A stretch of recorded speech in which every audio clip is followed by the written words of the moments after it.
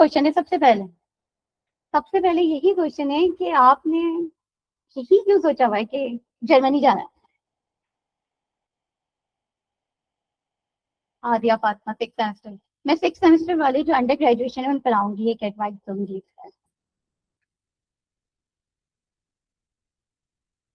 लेकिन मैं अपना इंट्रोडक्शन कराने से पहले पहले आप लोगों से जानना चाह रही थी कि मेरा इंट्रोडक्शन इतना ज्यादा मायने नहीं रखता जितने ज्यादा आपके क्वेश्चन मायने रखते। कि अंडर मतलब जर्मनी ही क्यों? क्योंकि वो अफोर्डेबल है, क्योंकि लोगों ने कहा है कि public uni with no fees, और okay public uni with no fees, ये सबसे बड़ा है। यही सब में होता है कि उसमें यूनिवर्सिटी में फीस नहीं है और फुली फंडेड होता है, सिर्फ उससे ब्लॉक अकाउंट आपको देना होता है, सिर्फ इस वजह से। लेकिन एक रियलिटी चेक यहाँ पे ये भी है कि जर्मनी में इतना पैसा नहीं है जितना यूएस वगैरह। वी ऑल नो कि जो भी बाहर जा रहा होता है उसका सबसे पहला गोल ही ये हो रहा होता है, क्योंकि सब मिडिल क्लास के ब्लॉक में होता है कि हमें पैसा सबसे पहला पहले कमाना। तो मैं ये रियलिटी चेक दे दूँ कि जर्मनी में इतना पैसा नहीं है जितना यूएस यूके में आप जल्द से जल्द बना सकते हैं। जर्मनी में नहीं बना सकते इतनी जल्द। एनीवे, सो इन सारी चीजों पर आएंगे कि जर्मनी ही क्यों, बाकी चीजें क्यों नहीं, और जर्मनी में अप्लाई करते हुए क्या क्या मसले आते हैं, कौन कौन से ब्लॉक अकाउंट कैसे करना है, ब्लॉक अकाउंट में क्या क्या मसले थे। अभी आपने सुना होगा कि कॉरिकल में बहुत ज्यादा इशू आया था, तो आपने अपने ये सारी चीजें कैसे देखनी है, आपने एलओएम को कैसे देखना है, और जॉब कैसे क्रैक करनी है। सबसे बड़ी बात ये है कि जॉब कैसे क्रैक करनी है, क्योंकि मेरा अल्हम्दुलिल्लाह 3rd मंथ यहाँ पे जर्मनी कंप्लीट हुआ है and I already secure job. तो ये सारी चीजें मैं बहुत आसानी से समझाने।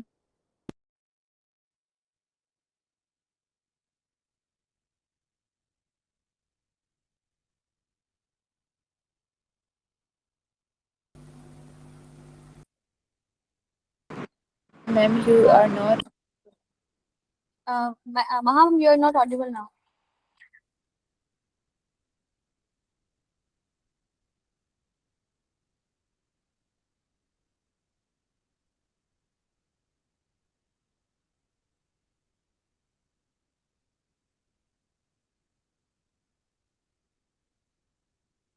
लाइट्स वाला सेशन नहीं है कि जिसमें मैं अपनी स्क्रीन शेयर करूं एंड देन आपको बता रही हूँ। तो मैं सिर्फ आपके क्वेश्चंस होंगे, मेरे क्वेश्चंस होंगे, और उनको सॉल्व करने की कोशिश करेंगे जो मेरा एक्सपीरियंस है। ऑफ कोर्स मेरा जितना भी एक्सपीरियंस होगा वो मैं आपको बताऊंगी, एंड देन आपके जो क्वेश्चन है वो पूछ सकते हैं, और जो लोगों से एक्सपीरियंस से मैंने देखे हुए हैं वो भी मैं आपको बताने की कोशिश करूंगी।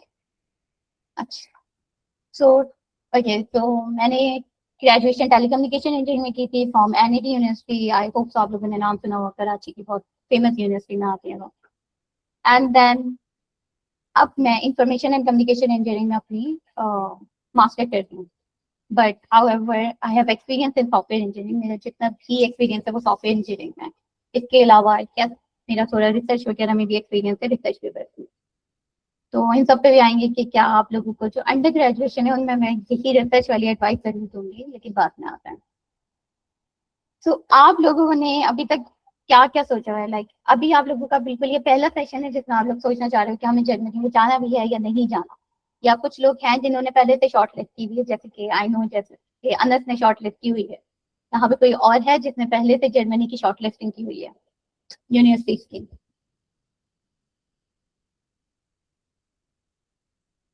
हाँ,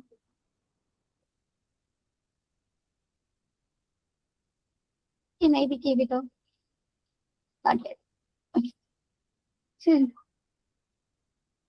और कोई और कंट्रीज के बारे में सोचा है? क्योंकि जब मैंने अप्लाई करना स्टार्ट किया था तो मैंने सिर्फ जर्मनी नहीं देखा था, जर्मनी मेरी लीस्ट प्रायोरिटी थी। जितनी लीज हो सकती थी उतनी मैंने लीज रखी थी। मैंने यूएस का सोचा था, मैंने यूके का सोचा था, एज वेल एज मेरा आइलैंड का भी सोचा हुआ था। मैंने यहाँ इन सारी को शॉर्टलिस्ट किया हुआ था, इन सबको सोचा हुआ था। लेकिन अफकोर्स जहाँ पे अल्लाह ताला बेहतरी करते हैं वहीं पर होते हैं। तो इन सब में ना सारा मसले अलग अलग आते हैं। एक ऑप्शन, ओह नाइस। और हमदा, मुझे थोड़ा सा बताएं कि आपने शॉर्ट लिस्ट कैसे की है? ये मैं आती हूँ इस पे कि मैंने आखिरी में जर्मनी क्यों सिलेक्ट किया था। क्या है, मैं पहले बता देती हूँ। जर्मनी का ये था कि मेरा यूके में एडमिशन हुआ था, मेरा आइलैंड में एडमिशन हुआ था। यूएस का मेरी फैमिली ने मना कर दिया था। मैंने कहा ओके कोई बात नहीं है, अगर वो मना करे तो ठीक है। यूएस का बिल्कुल, लेकिन मैंने शॉर्टलिस्ट कर ली थी यूएस की भी यूनिवर्सिटी।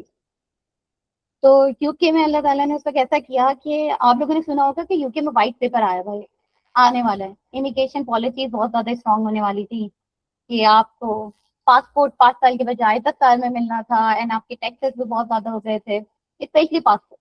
क्योंकि जो भी बाहर जा रहा होता है उसका सबसे पहले ये आइडिया होता है कि मुझे पासपोर्ट कितनी जल्दी मिलेगा। आई होप सो सबका यही होगा, कुछ ना कुछ कहीं ना कहीं तो ये जरूर होगा कि मुझे पासपोर्ट चाहिए, ग्रीन पासपोर्ट से बाहर आना है। किसी हो सकता है किसी का बहुत ज्यादा पढ़ने का भी हो, लेकिन मेरा ये था कि मुझे पासपोर्ट भी चाहिए। तो उस वक्त यूके में जितने मुझे अपनी फीस सबमिट करवानी थी उस वक्त मैं नहीं करवा पाई क्योंकि यूके व्हाइट पेपर आ गया था। आयरलैंड में ये हुआ कि मेरे एडमिशन जनवरी के 2026 का इनटेक हुआ, तब तक मेरा जर्मनी में भी एडमिशन हो गया था। यस, पासपोर्ट और अर्निंग। अर्निंग के लिए जर्मनी नहीं है, मैं पहले इस चीज को बहुत क्लियर कर दूं। जर्मनी अर्निंग के लिए नहीं है। अगर आपको अच्छा खासा पैसा कमाना है ना, तो वो यूके यूएस वगैरह हो सकते हैं। Your network is network, definitely. अभी जो मेरी जॉब लगी वो मेरी नेटवर्किंग की वजह से लगी है, क्योंकि इतनी ज्यादा मैंने लोगों को इंस्टाग्राम तक पे अप्रोच कर लिया था। तो इस चीज पे भी मैं कहूंगी कि अगर आपको कोई क्वेश्चन पूछना है, शेमलेसली शेमलेसली लोगों को अप्रोच करें। लिंक्डइन, ईमेल, कोई अपॉर्चुनिटी है? ऑफ कोर्स है बहुत है। जितनी लोगों ने मैंने जितनी सुनी हुई थी लोगों से कि जर्मनी में सॉफ्टवेयर इंजीनियरिंग की नहीं है, अगर आपको जर्मन नहीं आती। मुझे जर्मन नहीं आती, मुझे जर्मन बिल्कुल भी नहीं आती। मैं थोड़ी बहुत हाय हेलो कर लूंगी, इससे ज्यादा जर्मन नहीं बोल सकती। तो मुझे सबने यही डराया हुआ था कि जर्मनी में आपको जर्मन नहीं आती होगी तो सॉफ्टवेयर इंजीनियरिंग की जॉब वगैरह कहीं पे भी नहीं मिलेगी। उस डर की वजह से भी मेरी लीस्ट प्रायोरिटी थी जर्मन। आई एम वर्किंग ऐसा, मतलब मेरी अभी ज्वाइनिंग है। मेरी 1 जून से ज्वाइनिंग है, क्योंकि मैं अभी ईद सेलिब्रेट करने पाकिस्तान आई हुई हूँ। तो ऐसा सॉफ्टवेयर इंजीनियरिंग काम करूंगी एटमोसफेयर में। और मेरी एक और जगह लगी थी, लाइक आई विल एक्सप्लेन। अच्छा, पहले मुझे बताएं कि सबसे बड़ा क्वेश्चन यही है कि जॉब कैसे क्रैक करनी है, या फिर ये सारी कैसे लिस्टिंग करनी है, लाइक यूनिवर्सिटीज कैसे क्रैक करनी है। क्योंकि मैंने अपने ब्लॉग में लिखा भी था कि ईसीटी बहुत ज्यादा मिसमैच करते हैं। ईसीटी क्या होते हैं, ये सारी चीजें एक्सप्लेन करनी है, या पहले ये कि जॉब कैसे क्रैक करनी है। क्योंकि ये दोनों बहुत बहुत डिफरेंट टॉपिक है। ओके, तो पहले मास्टर्स पर आते हैं फिर जॉब मार्केट पर आती है। सही है। मास्टर्स में ये सीन होता है, मैं जर्मनी के ही अकॉर्डिंग बात करती हूँ, किसी और आइलैंड वगैरह के नहीं करती, क्योंकि जर्मनी के रिलेटेड है। जस्ट अ मिनट, अजान हो जाए फिर मैं बात करते हैं कैसे आपको जॉब मिलेगी। उस सिटी में आपको जाना भी चाहिए नहीं जाना चाहिए, वहाँ पे जर्मन रिक्वायरमेंट बहुत ज्यादा है, या इंग्लिश में चल जाता है। जैसे कि मैं बर्लिन में हूँ, तो बर्लिन में कोई इतनी जर्मन रिक्वायरमेंट नहीं है, बहुत बहुत ही कम रिक्वायरमेंट है आपकी। आप इंग्लिश में बहुत आराम से बात कर लो, और इवन स्टोर्स में भी जाओगे तो वहाँ पे भी जर्मन रिक्वायर्ड नहीं होती आपकी, जर्मन इंग्लिश में आप बात कर लेते हो। तो ये सारी चीजें देखनी पड़ती हैं। लेकिन अदर हैंड बर्लिन में रेंट बहुत ज्यादा हाई है, आपको एक शेयर रूम 450 यूरो में मिल रहा होता है। तो ये सारी चीजें बहुत देखनी पड़ती हैं। तो ये सब मैं आपको एक्सप्लेन करने की कोशिश करूंगी अपने ही नजरिए से। Let me share my screen.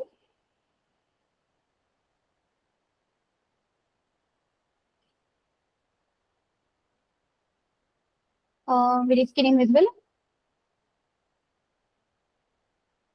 I hope सो।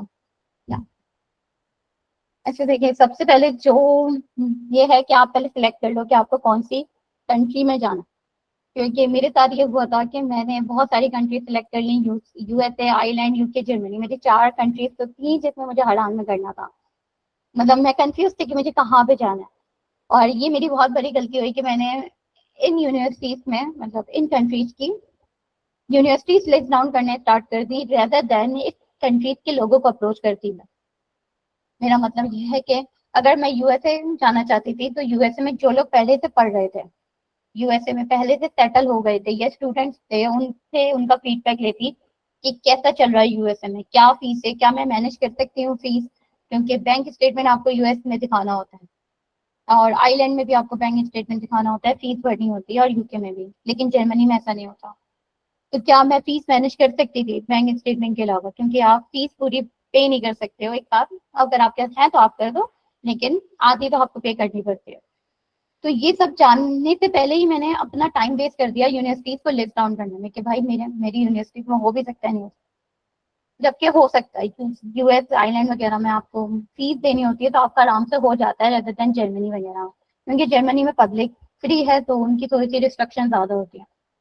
तो यहाँ पे सबसे पहले अगर आपका 3-4 कंट्रीज का है तो 3-4 कंट्रीज में आपने पहले लोगों को अप्रोच करना है, उनके लिंक्डइन, ईमेल, कहीं से भी आपको अप्रोच करना है उनको, और उनसे रेदर देन मैसेज पे पूछना, आई वुड रिकमेंड कि 30 मिनट का संडे को, अगर वो संडे को फ्री है या किसी भी दिन वो फ्री है, उस दिन एक सेशन रखें आप 101 उनके साथ, और उनसे अपने सारे क्वेश्चनिंग करें कि भाई जो आपके 5 ईयर्स के गोल्स हैं, जिस तरीके से कि अगर आप स्टूडेंट लोन लेके जाते हो, क्या मैं स्टूडेंट लोन को मैं दे सकता हूँ या नहीं दे सकता हूँ कुछ सालों में, 2 से 3 साल में मुझे स्टूडेंट लोन पूरा कवर करना है, अगर मैं यूएस जा रहा हूँ तो 1 करोड़ तक आपका स्टूडेंट लोन लग जाएगा, तो क्या मैं उसको वापस दे सकता हूँ 2-3 साल में या नहीं दे सकता।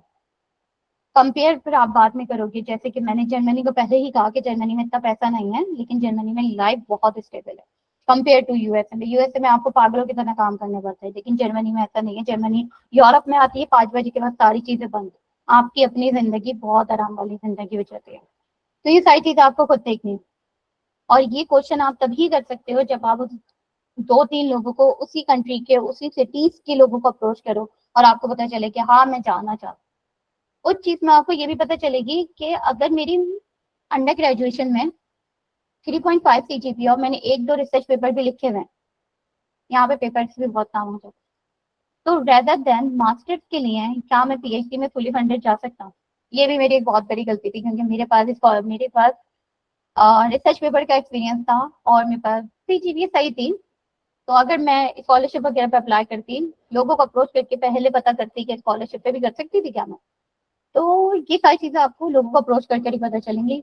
कोई चैट जीपीटी नहीं बता सकता, कोई भी आपको फेसबुक ग्रुप भी नहीं बताएगा, फेसबुक ग्रुप से वो सब नेगेटिव आपको, आपका पूरा जो कॉन्फिडेंट होता है ना वो खत्म कर देता है फेसबुक ग्रुप। तो I would recommend Facebook group में पोस्ट करके ना पूछें, इंडिविजुअल लोगों को अप्रोच करें। इसमें टाइम लगेगा, इसमें अच्छा खासा टाइम लगेगा। आप पहले उन लोगों की लिंक्डइन देखोगे, उनकी पूरी हर चीज एनालाइज करोगे कि ये बंदा मेरे लिए सही भी से बात करूँ या नहीं करूँ, एंड देन आप उससे पूछोगे, और वो रिजेक्ट भी कर सकता है, वो कभी कभार आपको जवाब भी नहीं मिलता, इट्स टोटली ओके, आप दूसरे बंदे को अप्रोच करो। तो यहाँ पे एक चीज आपका ये भी है कि सोशल एंजाइटी बिल्कुल भी नहीं होना चाहिए। अगर वो बंदा आपको जवाब नहीं दे रहा तो लेट इट बी, उसका कोई ना कोई काम होगा, नहीं होता उसके बाद टाइम कोई दूसरा दे देगा, दूसरे बंदे को अप्रोच कर दो। लेकिन ये नहीं कि मैंने अप्रोच नहीं करना, मुझे बेइज्जती लग रही है, और 3 फॉलोअप डाले, मतलब एक ऑडिशनल मैसेज होगा, दूसरा फॉलोअप होगा, सेकंड 2 फॉलोअप और एक ऑडिशनल मैसेज, उसके बाद भी अगर बंदे ने जवाब नहीं दिया तो रहने दें, वो नहीं देने वाला। तो इस तरीके से आप हर कंट्रीज, जो भी आपने अपनी कंट्रीज पहले लिस्ट डाउन कीजिए, रेदर देन उनकी यूनिवर्सिटीज को लिस्ट डाउन करना, पहले बंदों को दिखाना है, चाहे वो लड़का हो लड़की हो जो भी हो। प्रोफेसर्स को भी कर सकते हैं आप, और अगर वो पीएचडी कर रहे हैं तो पीएचडी के भी एक्सपीरियंस पूछेंगे, मैं क्या पीएचडी में इतना कर सकता हूँ, क्योंकि हमें लगता है कि नहीं मुझे तो पढ़ने का इतना शौक नहीं है तो मैं नहीं कर सकती पीएचडी, ऐसा होता है। लेकिन पीएचडी कोई पढ़ाई नहीं होती, पीएचडी एक तरीके से जॉब चल रही होती है जिसमें आप रिसर्च कर रहे होते हो और डेवलपमेंट कर रहे होते हो। R&D का नाम शायद आप लोगों ने सोचा सुना हो, कि पहले रिसर्च होती है फिर डेवलपमेंट हो रही होती है, न्यू चीज आप एक्सप्लोर कर रहे होते हो, रेदर देन लाइक अगर मैं सॉफ्टवेयर इंजीनियर हूँ और वेब डेवलपमेंट में काम कर रही हूँ तो बार बार एक ही वेब पे काम करना चुके इतना, और वैसे भी एआई के थ्रू इतना सारी चीजें हो जाती हैं, तो आप ये सारी चीजें देखो कि क्या मैं आगे वो कर सकता हूँ इजीली या नहीं कर सकता। उसमें आपको स्कॉलरशिप भी पता चल जाएंगी उस बंदे से, उसमें आपको उसकी ये भी पता चल जाएगा वो कितना कमा लेता है, क्या मैं अफोर्ड कर सकता हूँ नहीं कर सकता, ज्यादा देन सारा time country universities list down करने, पहले कंट्रीज का पता कर। इसी तरीके से अगर आप आइलैंड में जाओगे तो आइलैंड में वहां पे बहुत ज्यादा इमिग्रेशन के इश्यूज चल रहे हैं। Let me you let me show you, sorry. यहाँ पे जब मैंने अपनी चीजें पता करी थी, मैंने एक एक यूनिवर्सिटीज की वीडियोस तक देखी थी, लाइक कंट्रीज के बारे में, like, why living in island has become impossible। तो मैंने यूट्यूब से भी पता किया, मैंने लोगों को अप्रोच किया जो कि आइलैंड में रहते थे। तो अच्छा, 2 तरीके के लोग होते हैं, एक बहुत प्रिविलेज होता है, एक होता है जो बहुत ज्यादा लो बैकग्राउंड से आ रहे हैं। प्रिविलेज का मतलब ये है, जैसे कि मैं अपने आप को प्रिविलेज कंसीडर करूंगी, क्योंकि मुझे घर में अपने घर में कोई पैसे नहीं भेजने होते, और ना ही मुझे मेरे ऊपर घर की जिम्मेदारियां हैं कि मुझे मेरे घर में पैसे भेजने हैं और घर में खा के चलने हैं, वैसे वाला कोई सीन नहीं है। लेकिन अगर कोई मैं दूसरी मेरी एक दोस्त है, उसको अपने घर में भेजने होते हैं तो उसको सारी चीजें देखनी होती हैं, जबकि मुझे इतनी नहीं देखनी होती। तो कुछ लोग अगर आप अप्रोच करोगे वहां पे लोगों को, यूएस यूके कहीं की भी कंट्रीज के, तो आप ये जरूर देखना कि उसका बैकग्राउंड कैसा है, क्योंकि वो क्या आपके बैकग्राउंड से मैच कर रहा है या नहीं कर रहा। क्योंकि कुछ लोगों का बैकग्राउंड बहुत अच्छा होता है, इवन उनकी फीस भी उनके पेरेंट्स भर रहे होते हैं, और कुछ लोगों का बैकग्राउंड इतना नॉर्मल होता है, तो उनको खुद अपनी फीस भरनी होती है। जैसे कि अगर मैं यूएस यूके जाती तो मैं खुद फीस भरती रहता देन पेरेंट्स, लेकिन घर में नहीं भेजती क्योंकि घर में मेरा कोई इतना है नहीं। तो जब आप लिंक्डइन वगैरह पे अप्रोच करोगे तो वो लोग अपने एक्सपीरियंस के अकॉर्डिंग आपको जवाब दे रहे होंगे। एक बंदा बोलेगा कि मुझे लोन फौरन उतारना था तो मैंने और जॉब स्टार्ट कर दी, फौरन आते ही साथ। ठीक है, एक बार आप और जॉब में फंस गए तो फंस गए, और जॉब से आप इतनी इजीली नहीं निकल सकते। एक बंदा बोलेगा कि मैंने 3 महीने तक लगातार जॉब के लिए अप्लाई किया और मेरी फील्ड जॉब हो गई। 3 महीने उसने अपने ही पैसे यूज किए होंगे, तो उसको कोई मसला वाली बात नहीं थी उसके लिए। ठीक है, या फिर उसने मैनेज कर लिया होगा किसी तरीके से। और जो दूसरा था उसने फौरन अपने घर में भेजने थे, उसके भाई बहन सब उसकी पे डिपेंडेंट है। तो ये दो तरीके के लोग मिलेंगे, उन दोनों से ही एडवाइस लेगा और फिर अपने बैकग्राउंड के अकॉर्डिंग काम करेगा। ये बहुत बड़ी एडवाइस है, आप लोग ढूंढ नहीं करेगा, मैं सच कह रही हूँ। पहले लोगों को अप्रोच करें, उनकी बैकग्राउंड भी समझेगा, सिर्फ उनकी ये नहीं कि वो मास्टर इस यूनिवर्सिटी में कर रहा है वो इतना कमा रहा है, ये वो ये नहीं, वो अपने घर में भी कैसे कर रहा है। क्योंकि हो सकता है कि आप अपने घर में घर के एक वाहिद कफील होता है, हाँ, कफील हो, जो आपको खुद करना है, और एक होगा कि वो दुनिया भी घूम रहा होगा और उसको घर में नहीं देना होगा, घर नहीं संभालना होगा, एक शॉर्ट। दोनों में बहुत जमीन और आसमान का फर्क आ जाएगा, दोनों के माइंडसेट में, दोनों के कामों में बहुत फर्क आ जाएगा। ये बात छोटी लग रही होगी, लेकिन जब आप लोग यहाँ आओगे आप देखोगे तो बहुत समझ में आने लग जाएगा। तो खैर ये चीज पहले कर लेगा, फिर अपनी यूनिवर्सिटीज को लिस्ट डाउन करने की कोशिश करेगा। सही है। एंड क्योंकि इससे आपको बहुत ज्यादा टाइम बच जाएगा, रेदर देन आप यूनिवर्सिटीज को बहुत लिस्ट डाउन करो और फिर आपको पता चले कि वो वाली कंट्री तो मैं जा ही नहीं सकता या मैं जाना नहीं चाहूंगा, तो फिर दफा करें ना, फिर फायदा ही नहीं है कितनी यूनिवर्सिटीज को लिस्ट डाउन करें। ठीक है, एक सबसे पहले कंट्रीज को लिस्ट डाउन कर लें आप लोग कि कौन सी कंट्रीज में जाना है, सारी कंट्रीज का पता कर लिया। सही है। फिर उसमें से आप दो तीन, या फिर चलें, मैं सपोज करती हूँ मुझे जर्मनी और आइलैंड को मैंने सिलेक्ट किया, यूएस और यूके को काट दिया क्योंकि यूके में वाइट पेपर आ गया तो मैंने काट दिया। तो आप देखें जर्मनी और आइलैंड में आप कहाँ पे ज्यादा करना है आपको, आप फिर इन दोनों का कंपेयर करें क्योंकि आप पहले ही पता कर चुके हो। फिर जब आपका फाइनल डिसाइड हो जाए कि मुझे इसी कंट्री में जाना है, फिर उस कंट्री की लेते हुए चलें।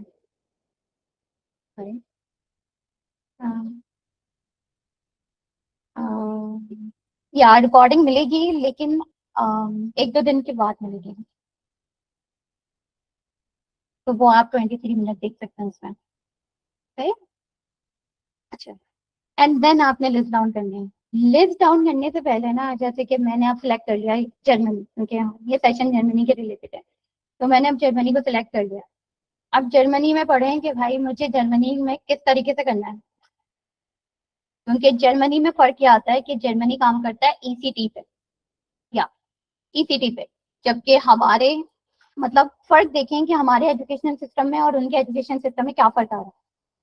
ठीक है, क्या क्या डिफरेंस है। जब अप्लाई मैं करूं तो मेरी रिजेक्शन ना आए, क्योंकि मैंने ये नहीं देखा था, मैंने बिल्कुल नहीं देखा था और मैंने लगातार अप्लाई कर दिया था, तो मुझे बहुत रिजेक्शन आई थी। सही है, क्योंकि जब आप जर्मनी में अप्लाई करते हैं तो ये भी आपको देखना होगा कि मैं अप्लाई कैसे करूंगा। सही है, जब आपने यूनिवर्सिटी लिस्ट डाउन कर ली, यूनिवर्सिटी कैसे लिस्ट डाउन करते हैं उस पर भी आता है, लेकिन यूनिवर्सिटी लिस्ट डाउन कर ली तो उससे पहले आपने ये भी देखना है कि उनका एजुकेशन सिस्टम कैसे काम करता है। थोड़ा सा चैट जीपीटी से पूछो या फिर नेट पे देखो। और वैसे भी जब आप किसी को अप्रोच करोगे ना, जैसे जर्मनी के लोगों को अप्रोच करोगे, तो उनसे आपको पता चल जाएगा कि उनकी कैसे काम करता है, क्योंकि आपको क्वेश्चन बनाने होंगे। जब आप लोगों को अप्रोच करोगे ना, आपको क्वेश्चन ये बनाने होंगे कि कैसे कैसे मैं जॉब क्रैक कर सकता हूँ, कैसे जर्मनी काम करता है, ये वो बहुत सारे क्वेश्चन आप चैट जीपीटी के साथ मिलकर कर सकते हो। इवन मैंने भी बनाए थे, मैं शेयर कर सकती हूँ, लेकिन वो मेरे टैब में होंगे और वो टैब यहाँ नहीं रखा है। तो उसमें आपको थोड़ा बहुत एजुकेशन सिस्टम के बारे में भी पता चलेगा। तो उसमें आपको ये अंदाजा होगा कि जो जर्मनी काम करता है वो ईसीटी पे काम करता है और हमारे क्रिएटेड आवर्स पे काम होता है। और जो क्रिएटेड आवर्स होते हैं वो हमारे 2H है, अगर हैं तो वो 4H हो जाएंगे ईसीटी में। सही है। मतलब अगर मेरी डिग्री 180 कुछ की है तो वो 240 जर्मन ग्रेड्स में हो जाएगी। तो आपको अपने क्रिएटेड आवर्स देखने होंगे। आप क्रिएटेड आवर्स के बाद आपने ये सीन भी अपने लिए नोट डाउन करने हैं। पहले लिस्ट डाउन करने से पहले मैं पक्का कह रही हूँ आपको बहुत आसानी होगी, जैसे कि मैंने यहाँ पे अपने कोर्स डिटेल लिस्ट डाउन की हुई है।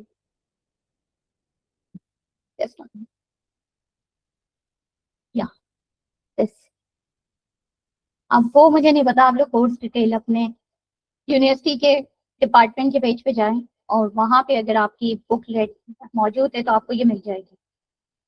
वरना आपको और ढूंढना पड़ेगा अपने सीनियर्स को अप्रोच करके। तो मैंने अपनी जो पूरा सिस्टम था मैंने उसको ब्रेक डाउन कर दिया था अपने ईसीटी में। जब मुझे रिजेक्शन आने लग गए मैंने कहा भाई रिजेक्शन तो बहुत ज्यादा आ रही है, बहुत पैसे लग गए मेरे, क्योंकि पैसे भी लगेंगे अभी मैं बताती हूँ उस पर। तो मेरी इंजीनियरिंग में मॉड्यूल ऐसे थे कि वो मैथमेटिकल मॉड्यूल अलग थे, कम्युनिकेशन इंजीनियरिंग के मॉड्यूल अलग थे। मैथ में मेरे कितने ईसीटी हो रहे थे। अच्छा, ये वाले क्वेश्चन का जवाब आई वुड से कि एंड में देते हैं कि रिकॉर्डिंग और चैनल वगैरह कैसे करना है, ज्वाइन वगैरह। सही। और अगर कोई और बीच में क्वेश्चन हो कि मॉड्यूल कैसे करने हैं वो आप मुझसे पूछ सकते हो बीच में। सही, मुझे रोक के मैं उसी को उसी वक्त एक्सप्लेन कर दूंगी। तो खैर मैंने यहाँ पे अपनी ग्रेड्स भी लिखी, मैंने अपनी जीपीए भी लिखी, उसके रिलेटेड और क्रिएटेड आवर्स लाइक ये 3 घंटे का था पाकिस्तान के अकॉर्डिंग, तो उसके बाद मेरे 6 बन रहे थे ईसीटी। तो ये टोटल मेरे अगर मैथ के मॉड्यूल में 30 ईसीटी बन रहे हैं। तो जब आप अप्लाई करोगे ना यूनिवर्सिटीज में तो वो बोलेंगे कि 30 ईसीटी मैथमेटिकल इंजीनियरिंग में होने चाहिए या कम्युनिकेशन इंजीनियरिंग में इतने होने चाहिए। वो ग्रेड नहीं पूछेंगे लेकिन ये पूछेंगे कि आपके ईसीटी होने चाहिए। ये दोनों मैंने एक्स्ट्रा लिखे हुए थे लगता है। सही है। आ, यहाँ पे ना मैं एनईडी का दिखाती हूँ, एनईडी का कौन सा अगर पता चलता है।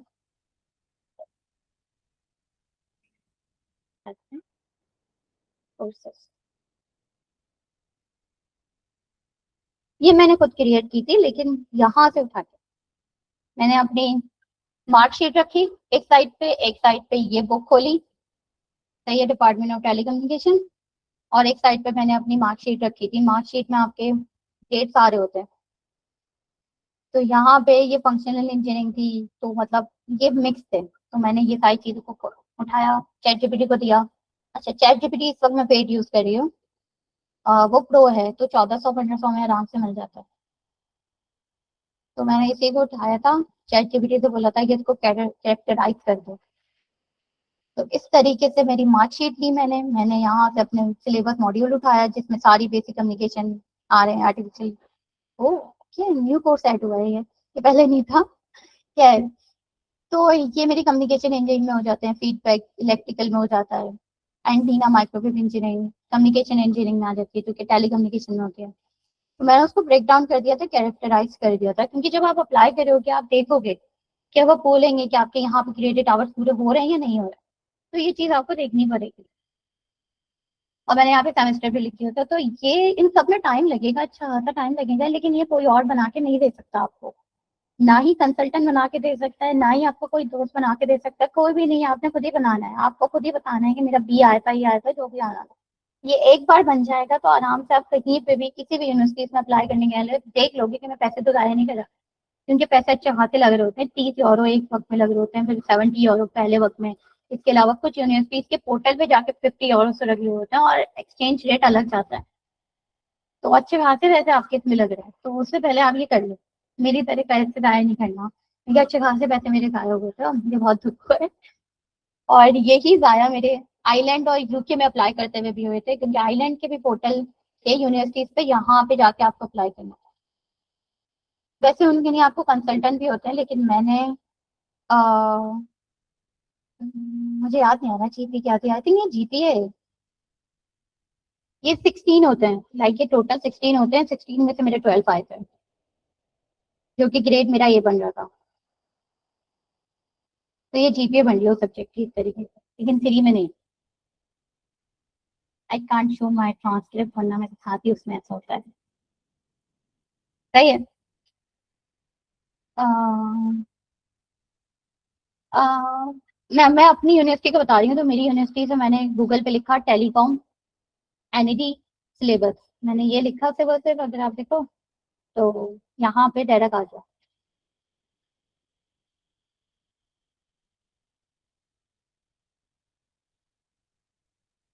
सॉरी मैं चाय पी रही हूँ। ये मैथमेटिक्स नाइस। ये स्टडी इन जर्मनी के रिलेटेड है कि आप जर्मनी में कैसे स्टडी कर सकते हो, लेकिन मैंने सिर्फ जर्मनी को कवर नहीं किया है, मैंने थोड़ा बहुत दूसरी कंट्रीज को भी किया है। कैसे ज्वाइन करना हुआ फिर अवेश, अगर आइडिया नहीं था तो।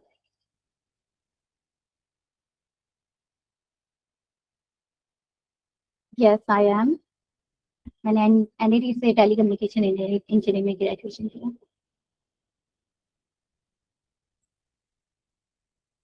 ओके। अतिका, कौन पे अतिका, आप कौन सी यूनिवर्सिटी से हो?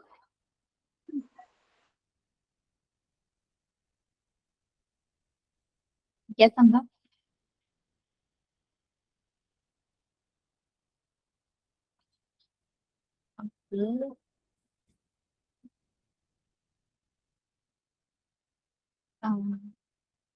जर्मनी में या फिर पाकिस्तान में अवेश, और हमसे यस। Hello, excuse me. या Can you tell about approaching professors regarding research assistant and in those programs that they offer uh, graduates to attend masters, but besides that, they can hire as a research assistant because I have been seeing on the LinkedIn there are many profiles where candidates are securing fully funded scholarships by approaching first of all to professors with their profile, and once they are selected because of the recommendation of the professors, they achieve scholarships. So what do you say about that? Actually मैंने professor को approach नहीं किया था, लेकिन yes मैंने professor की list बनाई हुई थी और मुझे अभी रिसर्च असिस्टेंट की पोजीशन ऑफर हुई थी, तो मैं वो शेयर कर सकती हूँ आफ्टर दैट। मैं इस क्वेश्चन पे आती हूँ। ठीक है? आपने फ्रॉनहोफर का नाम सुना है? क्या नाम है, जर्मनी का बहुत बड़ा रिसर्च इंस्टीट्यूट है, तो I got offer from that. तो मैं उस पर भी आती हूँ कि अप्रोच कैसे करना है, लेकिन ऑफिशियली मैंने किसी प्रोफेसर को अप्रोच नहीं किया था, ये मेरी गलती थी। स्टार्टिंग में मैंने बोला था ये बात, ये हो सकता था कि मुझे स्कॉलरशिप मिल जाती रेदर देन ब्लॉक अकाउंट को सबमिट करवाना, क्योंकि ब्लॉक अकाउंट एक बहुत बड़ी रकम होती है, 40-45 लाख आपके ब्लॉक अकाउंट में जाते हैं, इसके अलावा आपके 10-12 लाख जाने से पहले आपको चाहिए होते हैं। तो यस ये मेरी गलती थी, और लेकिन मैंने इसके ऊपर थोड़ा काम किया है और वो मैं शेयर करूंगी, शायद आपके काम आ जाए। सही, मैं इस पर आती हूँ।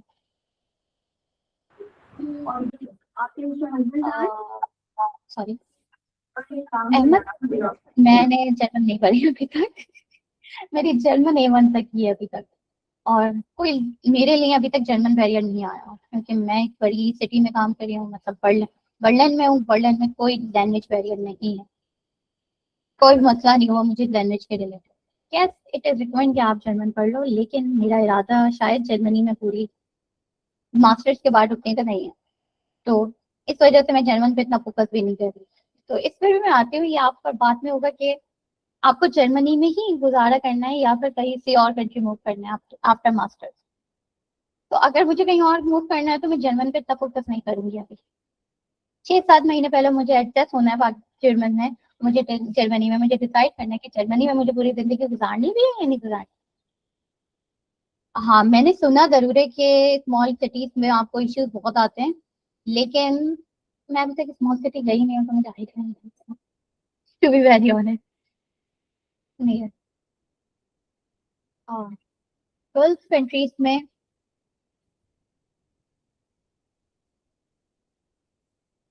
यार गल्फ कंट्रीज में ये सीन है, अगर आपको पैसा अच्छा मिल रहा है तो आप जाओ। क्योंकि जब मैं काम कर रही थी LSOP में, तो I working as a team lead वहाँ पे, और वो लोग मूव कर रहे थे दुबई। उनकी सिर्फ टेक्निकल की स्मॉल टीम मूव कर रही थी दुबई, क्योंकि वो ब्लॉकचेन पे काम करते हैं। पाकिस्तान में ब्लॉकचेन पे बहुत ज्यादा इश्यूज थे। तो मुझे ऑफर आई थी, लेकिन इस हद तक हाई नहीं आई थी। इट वॉज अराउंड 8K धर्म के। और मेरा उस वक्त जर्मनी का वीजा भी चल रहा था, तो सबने मुझे यही रिकमेंड किया कि जर्मनी जाओ रेदर देन दुबई। बट इसमें ये भी फैक्टर आ जाता है कि आपका एज क्या है। अगर आप 28-29 प्लस हो तो आई वुड रिकमेंड कि नहीं जाओ जर्मनी, हो नहीं जाओ जर्मनी, दुबई जाओ। विच सिटी आर टू, आप कौन सी सिटी से हो बेस? कराची में हो, पेशावर में हो, लाहौर में हो, सबकी अपनी अपनी यूनिवर्सिटी बहुत फेमस है वैसे तो। पास में यूनिवर्सिटीज हैं, आपको कराची आना पड़ेगा था फिर।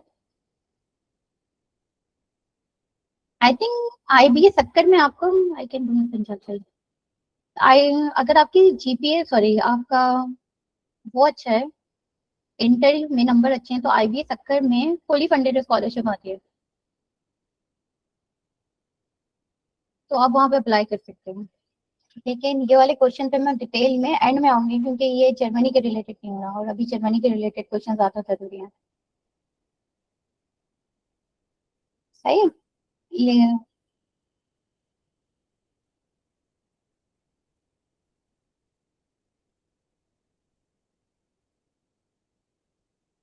ओके, अभी आपके वाले क्वेश्चन पे मैं बिल्कुल एंड में आऊंगी, जब मैं क्वेश्चन नहीं करूंगी, क्योंकि ये क्वेश्चन ये है कि पहले मुझे अब CS में जाना ही कैसे, ठीक है।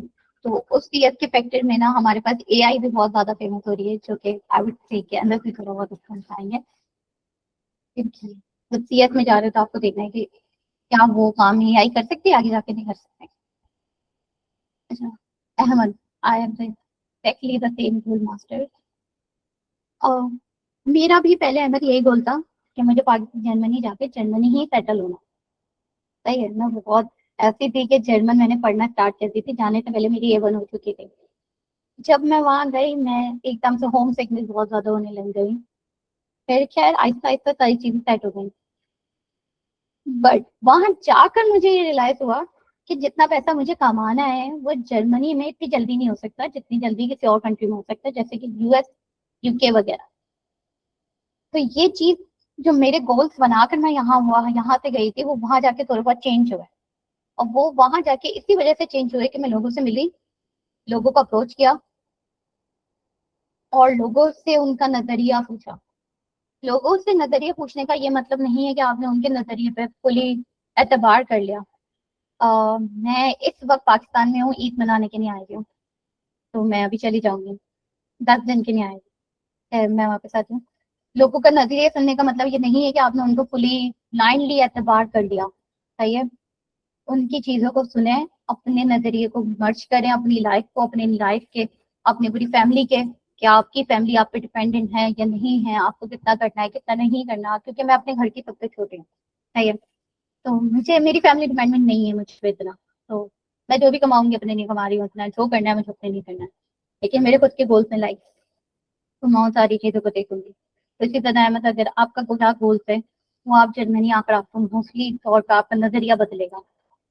एंड अगेन, मैंने बहुत स्टार्टिंग में बोला था कि दो तरीके के, एक प्रिविलेज लोग मिलेंगे, एक बिल्कुल नॉर्मल लोग मिलेंगे। तो आपको दोनों का मतलब, दोनों से बातचीत रखिए, दोनों की चीजें समझनी है, देन अपने नजरिए को देखना है। सही है, तो फिर ठीक है।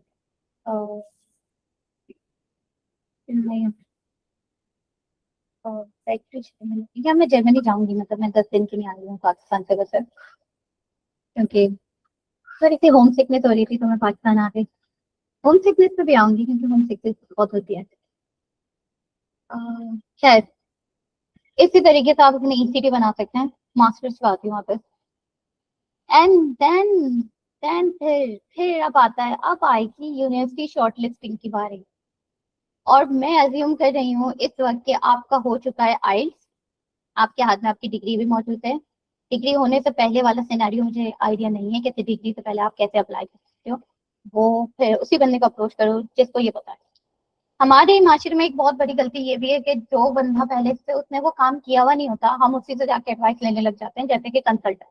कंसल्टेंट को कैसे पता होगा कि उस कंपनी उस जर्मनी में जॉब है भी या नहीं है, या यूके में क्या मसला है क्या नहीं है, जब तक आप उस बंदे को जिसने वो एक्सपीरियंस नहीं किया उससे नहीं पूछोगे। सही है। तो जो पूछना है वो कंसल्टेंट से नहीं पूछे, लिंक्डइन पे लोगों को यार आप पूछ कर बिल्कुल। Which university should you target, ये आप start.de पे जाओ, वहां पे पहले तो आपने क्या नाम है, स्टडी इन जर्मनी में ना, स्टडी इन जर्मनी ग्रुप बना हुआ है फेसबुक पे, वहां पे लोगों ने ना मिले क्या नाम है, सीएससी फाइल्स वगैरह वहां पे मौजूद होंगी, और वहां पे ना आपको लिस्ट मिलेगी सीएस के रिलेटेड बहुत, कि सीएस के ये हैं जहाँ पे पैसे नहीं लगते, यहाँ पे आपका इतना आइस रिक्वायर्ड है, आपको सारलैंड में भी आपका हो जाएगा जहाँ पे मुझे अंदाजा है, क्योंकि वहाँ पे 7+ आइस रिक्वायर्ड था। और आपके आप ये भी देख लो कि आपकी सीटी मौजूद हो रही है या नहीं हो रहा है। फिर आप जाके ना आप लिस्ट डाउन करना स्टार्ट करो। अपनी नेम बता दें, study in Germany Facebook group है, मैं लिंक शेयर करती हूँ। सही है।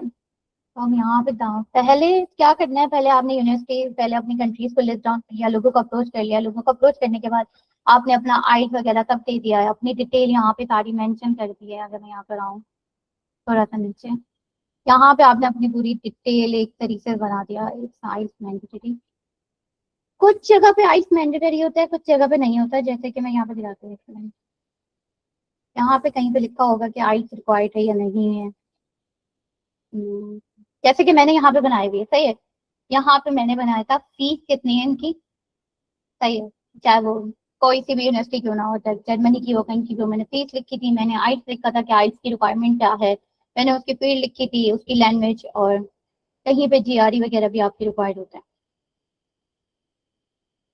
तो यहाँ पे इनकी मिनिमम सीजीपी वगैरह भी थी। तो ये सब आप अपने लिए ही बनाओगे, कोई भी आपको बना के नहीं देने वाला है, इसमें अच्छा खासा टाइम लगेगा।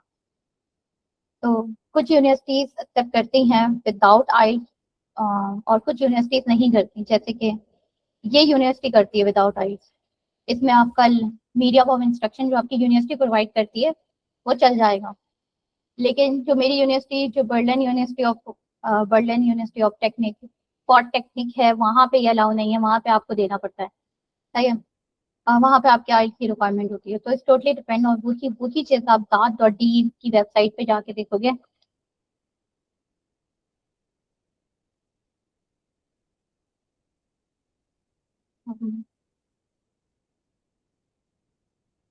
अकाउंट कोड कहाँ से सर्च करना था, लेकिन यहाँ ही सही से सर्च होता है, यहाँ तो कुछ नहीं। हम्म, नहीं, ये स्कॉलरशिप है। बहुत पहले मैंने इसे देखा था। एम, एम, ऐसा या यहाँ पे आके जैसे कि मैं टेलीकॉम के रिलेटेड सर्च करती हूँ, वैसे मैंने टेलीकॉम के रिलेटेड सर्चिंग बहुत कम की थी, मैंने अप्लाइड टीएस में किया था। तो अप्लाइड टीएस में मेरे क्या हो रहे थे, मेरे ईसीटी बहुत कम पड़ रहे थे, जिसकी वजह से मुझे बाद में ये ईसीटी वाला बनाना पड़ा था, जो मैंने आपको दिखाया था स्टार्टिंग में, कोर्स डिटेल। तो अगर आप नॉन टेक बैकग्राउंड से हो, जैसे कि मैं नॉन टेक से तो नहीं थी, लेकिन मेरा मेरा कोर्स जो था वो टेली कम्युनिकेशन था, जो कि कम्युनिकेशन इंजीनियरिंग में ज़्यादा आता है, जो कि इन शॉर्ट में ही बोलूँ कि 5G 4G वगैरह कैसे काम कर रहा होता है, उस पर आता है। लेकिन मुझे काम करना था अप्लाइड सीएस में, सीएस में मुझे करना था, तो मेरे ईसीटी पूरे नहीं हो रहे थे। जैसे कि अगर आप सीएस में बात करो, तो सीएस में आपके पास होता है ऑब्जेक्ट ओरिएंटेड प्रोग्रामिंग, हो गई आपका टीएसए, हो गया आपका बहुत सॉफ्टवेयर इंजीनियरिंग डिजाइन पैटर्न, हो गया, वो सारी चीजें आपके सीएस में होती हैं, जो कि मेरे कोर्सेज में नहीं थी, जिसकी वजह से मेरे हर जगह लैग हो रहे थे ईसीटी। और उस वक्त मुझे अंदाजा ही नहीं था कि ईसीटी की वजह से मेरी रिजेक्शन आ रही है। तो इसी वजह से मैं पहले ही कहूंगी कि ईसीटी का अपना ये ब्रेक डाउन कर लिया। एंड देन यहाँ के आप यहाँ अगर आप अपने बैचलर या मास्टर जिसमें भी अप्लाई करो उसमें सर्च कर सकते हो। और इंग्लिश, ओनली इंग्लिश लैंग्वेज का नहीं करेगा, बिल्कुल भी हैबिट नहीं करेगा, बहुत मसला हो जाएगा। मैं यहाँ पे सीएस लिख सकती हूँ। यहाँ पे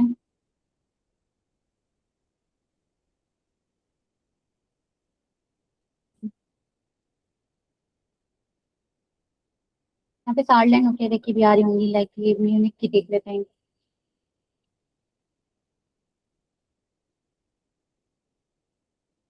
तो यहाँ पे ना आपको, अच्छा एक चीज और भी है कि कुछ यूनिवर्सिटीज में कंपलसरी होता है कि आपको जर्मन A1 हर हाल में क्लियर करनी है। जैसे कि मेरी यूनिवर्सिटी में है कि मुझे डिग्री के लिए जर्मन को कंप्लीट करना है A1 तक, उनका पेपर क्लियर करना है। तो ये चीज भी आप चेक कर सकते हो, अगर आपको बहुत ज्यादा जर्मन से मसला है तो ये चीज चेक जरूर करनी। और इसका है 3 या 6 सेमेस्टर, ये सारी चीजें आपको पढ़नी पड़ेंगी। डेडलाइन विंटर में भी बनता है और समर में भी। कुछ यूनिवर्सिटी से वो सिर्फ विंटर में उनकी एप्लीकेशन ओपन होती है, किसी की समर में और किसी की दोनों वक्त में होती है। विंटर की एप्लीकेशन स्टार्ट होती है अप्रैल से, सही है, और समर की स्टार्ट होती है अक्टूबर से। मतलब आप अक्टूबर में अप्लाई करना स्टार्ट करते हो तो आपकी विंटर समर तक, अप्रैल तक आ जाता है। और वीजे पे भी आते हैं, वीजा बहुत बड़ा हेडेक है एक तरीके से। यहाँ पे आपको सारी डिस्क्रिप्शन मिलेगी, लेकिन इनकी वेबसाइट भी मिलेगी। आप इनकी वेबसाइट पे ऑफिशियली जाओगे और वहां पे चेक करोगे कि कोर्स क्या क्या है, क्या क्या मुझे पढ़ना है, क्या क्या नहीं माना। और पार्ट टाइम स्टडी आपके लिए अलाउ नहीं होती है। एज इंटरनेशनल स्टूडेंट आप पार्ट टाइम नहीं कर सकते, आपके लिए फुल फुल टाइम ही है, जो कि 3 सेमेस्टर है। और 3 सेमेस्टर है ये आप, लेकिन इसको आप 6 सेमेस्टर पे भी खींच सकते हो। लाइक आपने एक सेमेस्टर में से बस सिर्फ एक ही सब्जेक्ट उठाया रेदर देन 5 सब्जेक्ट उठाने के बजाय, तो इस तरीके से भी आप अपना अपना हिसाब से लेके चल सकते हो। बट आई वुड रिकमेंड कि मास्टर जितनी जल्दी हो सके उतनी जल्दी कंप्लीट कर लें। अगर अगर आप फील्ड जॉब कर रहे हो तो, और जॉब कर रहे हो तो नहीं, और जॉब में चलाओ जब तक फील्ड जॉब मिले। और यहाँ पे आपको थोड़ी रिक्वायरमेंट भी मिलेगी। सी दिस, अगर आपके 210 से कम है तो 180 है, कुछ है तो आपको फिर मैंडेटरी इंटर्नशिप करनी पड़ेगी। 180 ECT है तो आपको मैंडेटरी इंटर्नशिप करनी पड़ेगी अपनी डिग्री को कंप्लीट करने के लिए, या फिर आपका जो मास्टर प्रोग्राम है वो 4 सेमेस्टर तक बढ़ जाए। तो ये चीजें आपको खुद देखनी पड़ेंगी कि आपके ECT कैसे जा रहे हैं, क्योंकि आपकी यूनिवर्सिटी क्या है वो कोई भी नहीं बता सकता। कंसल्टेंट से पैसे जाने नहीं करवाएगा, प्लीज नहीं कर सकता। सही है। इंग्लिश में जैसे कि यहाँ पे लिखा है B2 लेवल, तो यहाँ पे मतलब आपकी 6.5 तक आइल्स में होने चाहिए, 6.5 से कम नहीं होने चाहिए आई थिंक, या 6 या 6.5 से आर रिकमेंडेड। बट आपको चेक करना पड़ेगा कि जरूरी है। अगर नहीं है तो फिर अप्लाई कर दो, अगर नहीं, अगर जरूरी है तो फिर अप्लाई नहीं करना, अगर आपके A2 नहीं है तो, क्योंकि वो सर्टिफिकेट मांग लेंगे आपसे। हर हाल में वो सर्टिफिकेट मांगते हैं। अब यहाँ पे B2 लिखा है, तो B2 भी यहाँ इनकी वेबसाइट पे जाके देखो, क्या इनकी वेबसाइट पे आइल्स रिक्वायर्ड है या फिर मीडियम ऑफ इंस्ट्रक्शन से ये चल जाए। B2 से भी कवर हो जाता है। मीडियम ऑफ इंस्ट्रक्शन आपकी यूनिवर्सिटी आपको प्रोवाइड करेगी, जो आपकी बैचलर की यूनिवर्सिटी, जैसे कि मेरी NIT यूनिवर्सिटी थी, मुझे प्रोवाइड किया था, लेकिन मुझे पे करना पड़ा था उसको लेने के लिए, उसका सर्टिफिकेट लेने के लिए। तो इस टोटली डिपेंड आपकी यूनिवर्सिटी क्या कर रही है। वैसे ये सारी चीजें ऐसी हैं जो आपको आई वुड रिकमेंड के यूट्यूब से भी मिल जाएंगी, लेकिन मैंने एक बहुत ओवरव्यू दिया।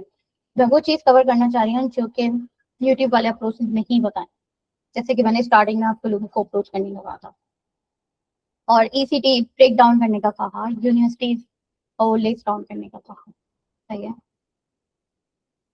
अब आपने यूनिवर्सिटीज भी लाइक क्या नाम है, यूनिवर्सिटी लिस्ट डाउन कर ली, यूनिवर्सिटी के आइल्स रिक्वायर्ड नहीं है, कितने पैसे जा रहे हैं, ये सारी चीजें जैसे कि मैंने की है। सही है, क्योंकि ये आपको बहुत काम आएंगे सच में। सिटी सिटी लिखना नहीं भूलेगा जब यूनिवर्सिटी को लिस्ट डाउन करें, क्योंकि इन दी एंड आपको सिटी से ही जाना है कि मुझे कौन सी सिटी जाना है।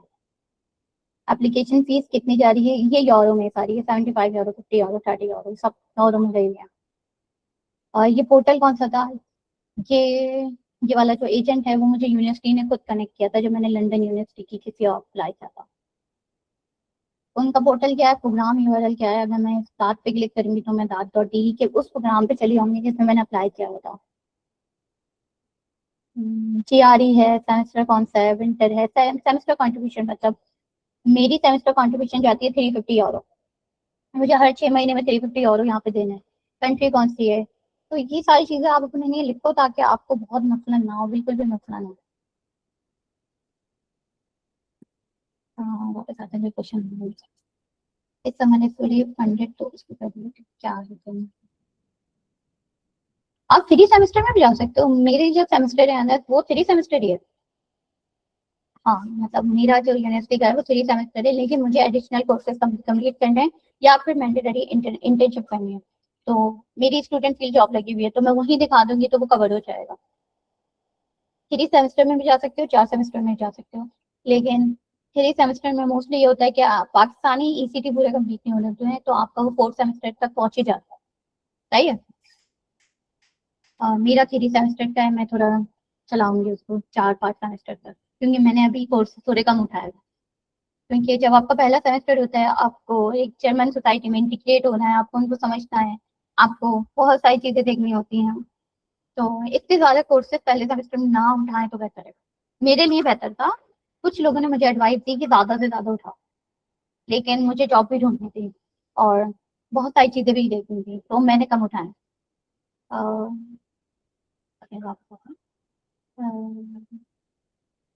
It does contain some confidential information, but मैं इसका एक लेटेस्ट वर्जन बना के आप लोगों के साथ शेयर कर सकती हूँ।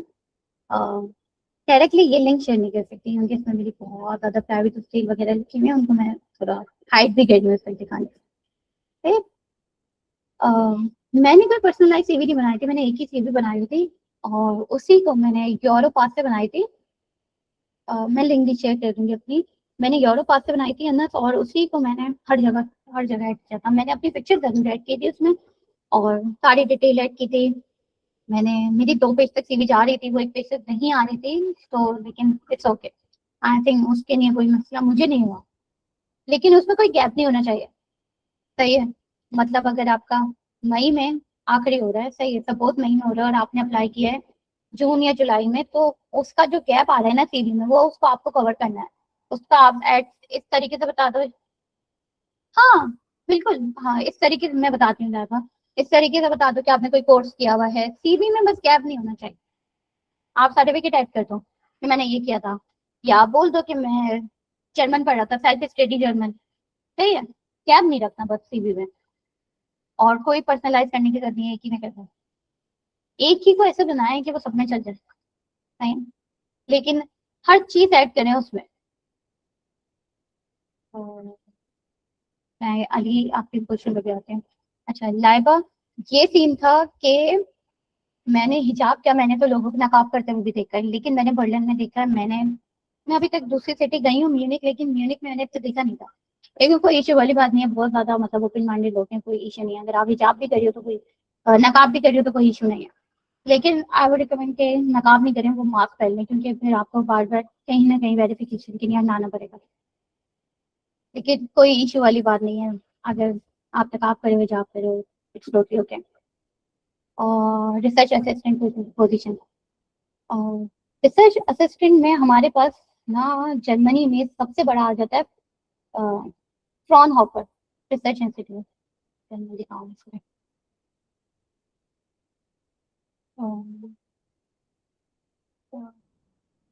इंग्लिश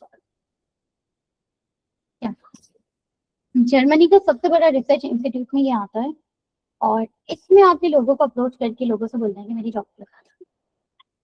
अच्छा जॉब के लिए आती हूँ इस पर।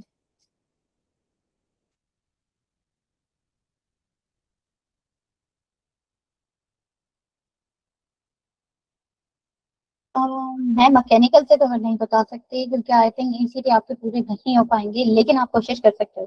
कोशिश करो, शायद हो जाए। या फिर मैकेनिकल के रिलेटेड इंडस्ट्रियल इंजीनियरिंग में कर लें, उसमें आपके क्या नाम है इंजीनियरिंग भी आ जाती है, सॉफ्टवेयर इंजीनियरिंग भी आ जाती है।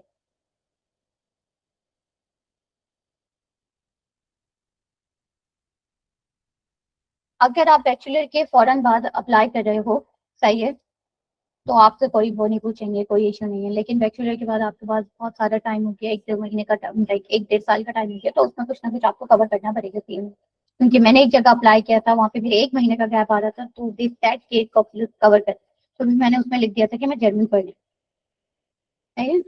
तो इस वजह से मेरा जो एक्सपीरियंस है उस वजह से मैंने बताया, वरना कोई इशू वाली बात नहीं। अगर आप स्टडीज कर रहे थे तो आपको वैसे भी वो नजर आ रहा होगा कि आपने बैचलर स्टडीज बैचलर करे तो कोई इशू वाली बात नहीं है। कुछ गैप आ रहा है तो उसको आपको कवर करना पड़ेगा। इवन यहाँ पे भी नहीं तो एम्बेसी में आपको कवर करना पड़ेगा। तो आप ये बता दो कि मैं सेल्फ स्टडी जर्मन कर रहा था या कुछ भी, मतलब अपने लिहाज से कुछ भी बता दे, कोई इश्यू नहीं होता इतना। और Mohammad just a minute, 4 I think lowest है, जबकि पाकिस्तान में 4 हाईएस्ट होती है और 1 लोएस्ट होती है। तो ये सारी चीजें आपने समझी, फिर आपने अपनी ईसीटी को ब्रेक डाउन किया, जैसे कि मैंने दिखाया अपने टेलीकॉम में। मैंने टेलीकॉम डिपार्टमेंट की खोली और अपनी ट्रांसक्रिप्ट खोली और उससे मैंने लिस्ट डाउन किया।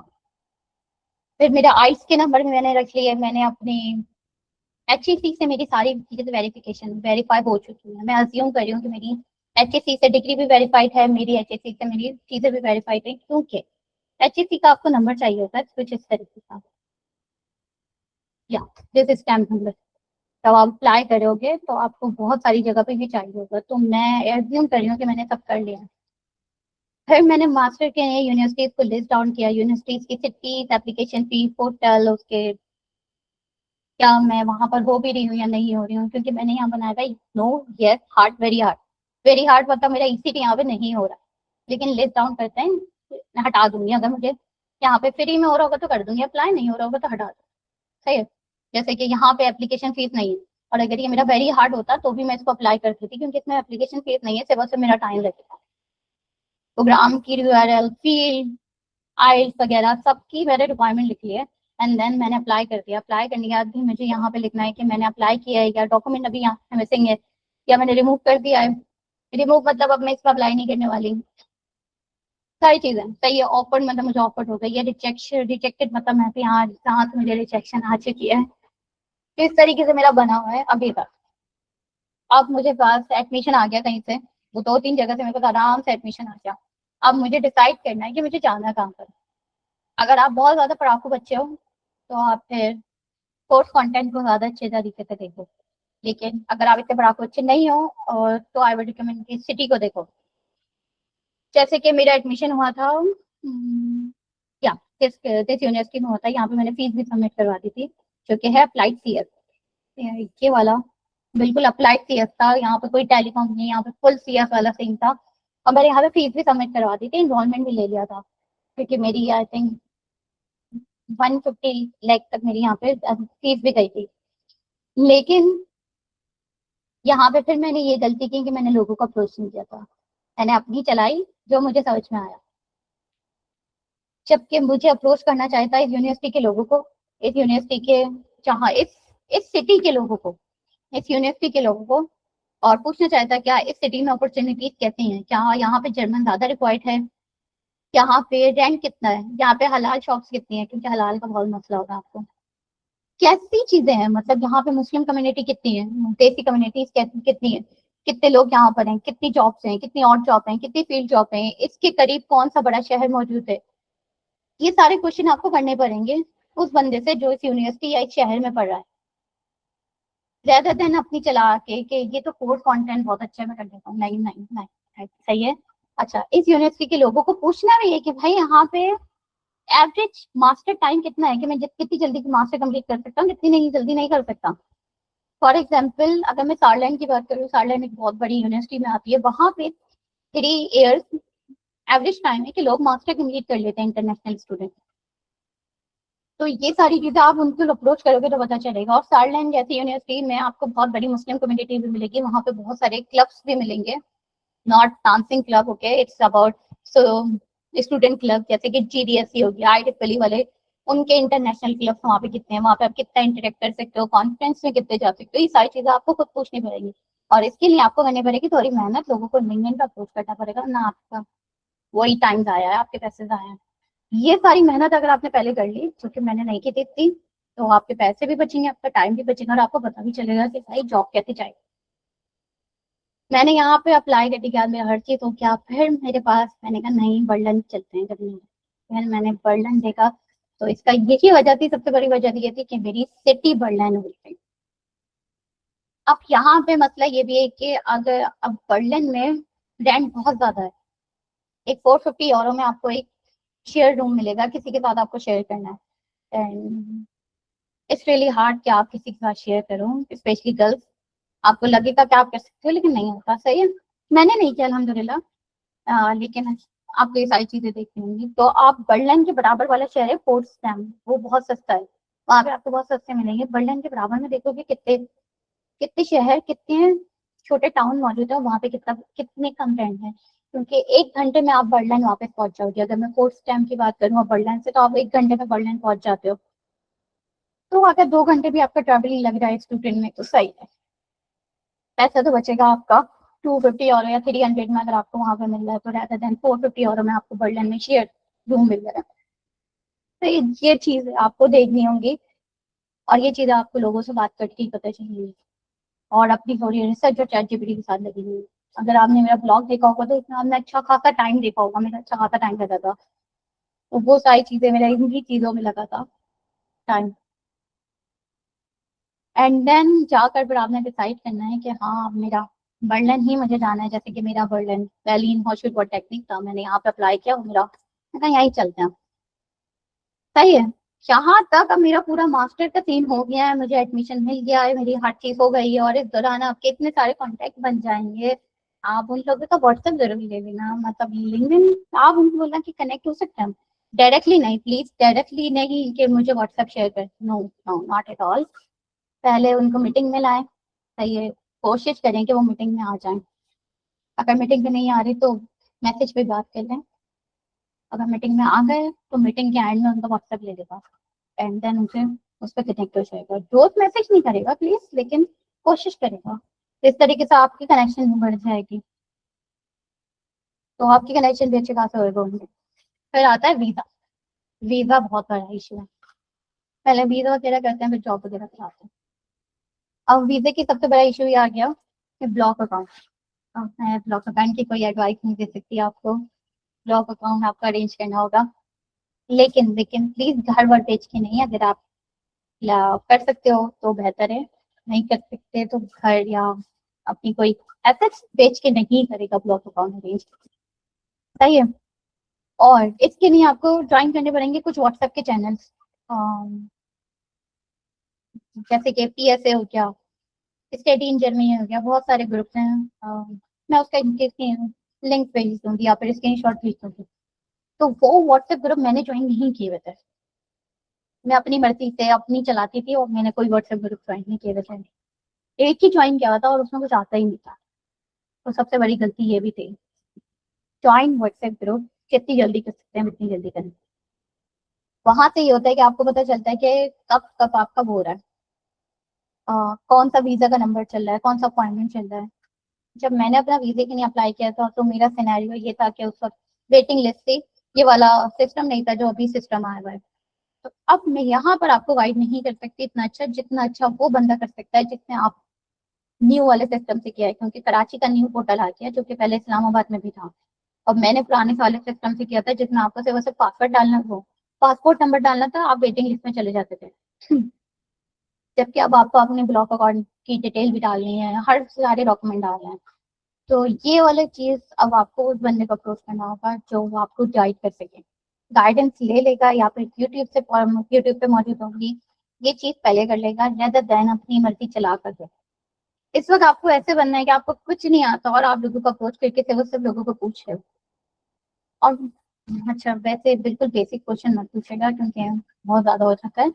चैट जीपीटी से जितना पूछ सकते हो जितना पूछें, और उसके रिलेटेड कोई क्वेश्चनिंग जो आपको लगता है कि बहुत जरूरी है वो पूछे। बेसिक नहीं कि कौन सी यूनिवर्सिटी में मुझे अप्लाई करना चाहिए, या याली तो मतलब जो आप सर्च कर सकते हो वो नहीं प्लीज, सही है। ये वीजा वाला सीन भी हो गया। वीजे के लिए आपको चाहिए होंगे ट्रांसक्रिप्ट अटैच, सही है, HAC से, कराची की बात करी, मुझे इस्लामाबाद का एक नहीं है। और आपकी डिग्री अटेस्टेड, बस बस ये दोनों चीजें अटेस्टेड चाहिए होती हैं, बाकी कोई इतना ज्यादा अटेस्टेशन की जरूरत नहीं होती। पासपोर्ट ऑफकोर्स आपका रेडी होना चाहिए, क्योंकि जब आप मास्टर के लिए अप्लाई करे होगे तो वो पासपोर्ट भी मांग रही होंगी कुछ यूनिवर्सिटीज। इस तरीके से आपको बहुत टाइम बच जाएगा रेदर देन बहुत सारी लिस्टिंग करना। अगर मैं दिखाऊं तो मेरी बहुत लंबी लिस्ट थी, मतलब बहुत लंबी लिस्ट थी जो मैंने पागलों की तरह मतलब सर्चिंग की हुई थी। देखिए 74 यूनिवर्सिटीज को मैंने सर्च किया था ओवरऑल, तो इसमें बहुत ज्यादा टाइम वेस्ट हुआ था, तो इसलिए पहले क्या नाम है, सिटीज को अप्रोच करें, सॉरी पहले कंट्रीज लिस्ट डाउन करें, लोगों को अप्रोच करें, फिर इन दी एंड यूनिवर्सिटीज को अप्रोच करें, यूनिवर्सिटीज लिस्ट डाउन करें, सारी चीजें देखें, फिर सही है। फिर आप मैं यहाँ पे आपके क्वेश्चन करती हूँ, अगर यहाँ तक किसी के क्वेश्चन है तो फिर पूछते हैं, एंड वरना फिर हम वहाँ पे जाते हैं। और ठीक है,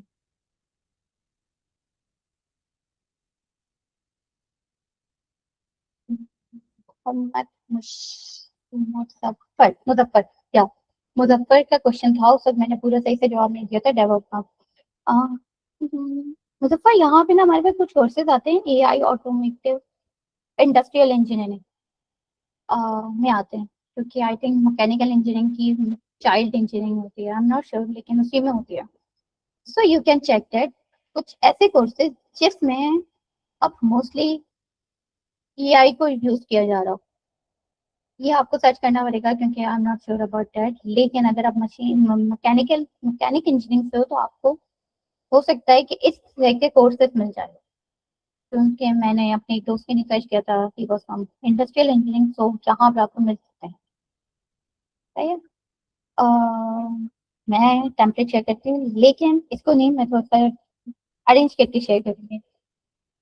हाँ, जहाँ तक मुझे याद है, अंदर सिर्फ HEC की अटेस्टेशन आनी थी, और डिग्री और ट्रांसक्रिप्ट, बाकी किसी को अटेस्टेशन नहीं थी। हाँ, HEC से आपको अपनी इंटर की मार्कशीट अटेस्ट करवानी होती है, एंड उसके लिए आपको और डिग्री के लिए भी चाहिए होती है वो, ठीक है। और अटेस्टेशन के वक्त आपको कोई कॉपी की जरूरत नहीं होगी। कराची से बता, कराची का मुझे ये पता है कि कुछ लोग कॉपी को भी अटेस्ट करवाते हैं, पहले कॉपी करवाते हैं फिर उसको भी अटेस्ट करवाते हैं, तो उसके ऊपर पैसे जाया करने की कोई जरूरत नहीं है, क्योंकि वो 1000 रुपये में होती है, तो वो जाया करने की कोई जरूरत नहीं है, जितना है उतना सही है। सही है। अच्छा अली, मैंने अप्लाई किया था अच्छी खासी यूनिवर्सिटीज में, और मुझे सही से याद नहीं है, लेकिन अच्छी खासी यूनिवर्सिटीज में अप्लाई किया था। जर्मनी से मुझे 12+ रिजेक्शन आई थी, क्योंकि मेरा सीन है था कि मैंने CS में ज्यादा अप्लाई किया था, रेदर देन टेलीकम्युनिकेशन या इंफॉर्मेशन, यहाँ पे क्या नाम है, इलेक्ट्रॉनिक वगैरह में, क्योंकि मेरा जो सिलेबस था वो मोस्टली फॉल कर रहा था इलेक्ट्रिकल, इलेक्ट्रॉनिक, CS, मैथ, मतलब सब में आ रहा था, तो उसकी वजह से। और मैंने उस वक्त ACT वगैरह नहीं देखे थे, तो यही बात है। और मेरे बहुत सारे पैसे जाए हुए थे इसको जिस तरह का, बहुत सारा। अच्छा, आप यूज कर सकते हो पेनियर या फिर नया पे, अगर एक्सचेंज रेट अच्छा चाहिए तो। अगर आपके डॉलर्स पहले से पेनियर में पड़े हैं तो बहुत अच्छा है, बहुत, मतलब आपको कोई एक्सचेंज रेट की ज्यादा मेहनत वो नहीं करनी पड़ेगी। लेकिन हाँ, उनका एक कार्ड होता है जिसकी आपकी 35 यूरो नहीं, डॉलर कुछ मंथली होते हैं, नहीं मंथली बोल रही हूँ, ईयरली होते हैं, तो वो कट जाते हैं आपके। ये चीज आप देख सकते हो, ठीक है। लेकिन जब आप वो कार्ड हर बार यूज करते हो तभी लेना, वरना 35 डॉलर, ठीक है, euro dollar sorry, dollar cut जाते हैं हर साल। अगर आप रेगुलरली यूज करते हो तो पेनियर यूज करना, वरना जरूरत नहीं है, वरना पैसे नहीं कटने चाहिए। कि आपको बजटिंग भी करनी होती है, जो कि मैंने नहीं की थी, मैंने कोई बजटिंग नहीं की थी, मैंने कहा यार कर लेते हैं, हर जगह अप्लाई कर देते हैं, कोई बात नहीं, $30 तो लगे हैं। इस तरीके से मैंने बहुत, मतलब एक्स्ट्रा लगा दिए थे। आई होप सो, यहाँ तक मैंने बहुत अच्छी तरीके से एक्सप्लेन किया, जिस तरीके से मैं कर सकती थी, रेदर देन कोई कंसल्टेंट या इन लोगों को अप्रोच करें, फिर आप लोग खुद इस चीज को फॉलो करें, तो आई एम प्रीटी श्योर कि बहुत ज्यादा हेल्पफुल रहेगा। यहाँ तक बताएं कोई क्वेश्चन है, वरना फिर मैं जॉब पर आती हूँ। Thank you so much Maham, आपने बहुत अच्छे से एक्सप्लेन किया, and this one of the most informal session and the way you answered each question. Participant से request है, अगर आपका कोई question है तो please raise your hands, it will be more feasible for Maham to अगर आप उनसे unmute करके अपने सवाल पूछे तो। Thank you. Yes. Saklan. Am I pronouncing her name correctly? Yes ma'am. Yeah. Ma'am, बाद में अगर गाइडेंस वगैरह लेनी हो आपसे तो क्या तरीका है आपको कांटेक्ट करने का? कोई ईमेल, लिंक्डइन? आप मेरे लिंक्डइन पे मैसेज कर सकते हैं, मैं मैम लिंक्डइन 2025 के अंदर एक दफा किया था आपको, आपने तब से रिप्लाई नहीं किया।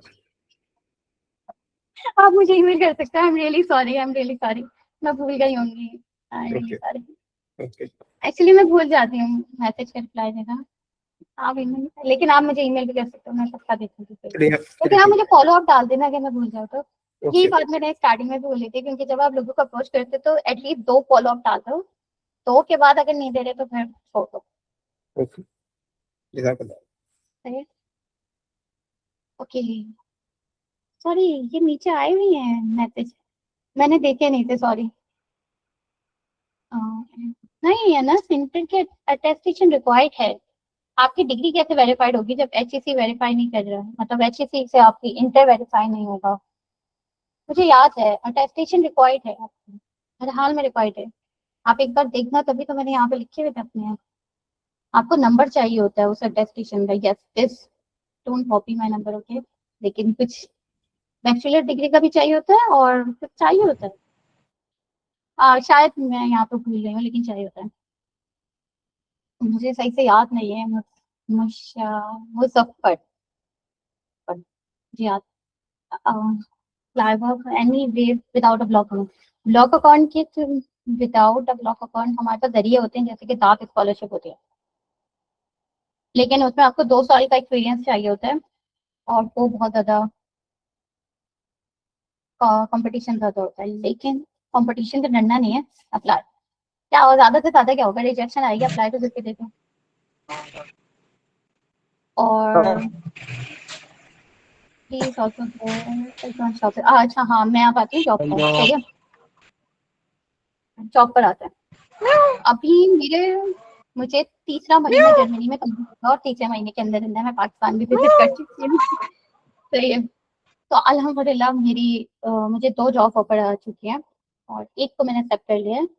और मेरी ज्वाइनिंग थी 1 जून से, लेकिन मैं थोड़ा पाकिस्तान में हूँ तो मेरी अब 8 जून से ज्वाइनिंग होगी इंशाल्लाह।